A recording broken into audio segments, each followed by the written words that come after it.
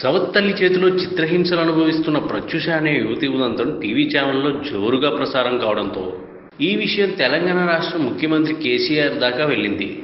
దీంతో స్పందించిన కేసీఆర్ ఆమెను తన దత్తపుత్రికగా ప్రకటించారు. ఆమెను ఆసుపత్రికి వెళ్లి పరామర్శించారు.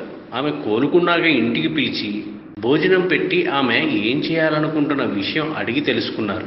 ఈ సందర్భంగా తాను నర్సింగ్ కోర్సు చేయాలన్న అభిలాషను ఆమె వ్యక్తం చేయగా కేసీఆర్ ఓకే చెప్పారు. ఆమె ఏం కోరుకుంటే అది చదివిస్తామని, ఆమె బాగోగులన్నీ తానే చూస్తానని చెప్పిన కేసీఆర్ ఆ తర్వాత నుంచి ఆమెకు సంబంధించిన అన్ని అంశాలని చూస్తున్నారు.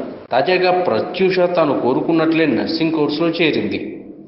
దత్తపుత్రిక లేటెస్ట్ అప్డేట్ గురించి తెలుసుకున్న ఆయన చాలా హ్యాపీగా ఫీల్ అయ్యారు. ఆమెకు అవసరమైన ఆర్థిక సహాయాన్ని అందించడంతో పాటు ఆమె కోరుకున్న కోర్సు చేయిస్తున్నారు. అధికారుల సంరక్షణలో ఆమె ఇప్పుడు ఉన్నారు. ఈ వీడియోపై మీ విలువైన కామెంట్స్ ని మాతో షేర్ చేసుకోండి.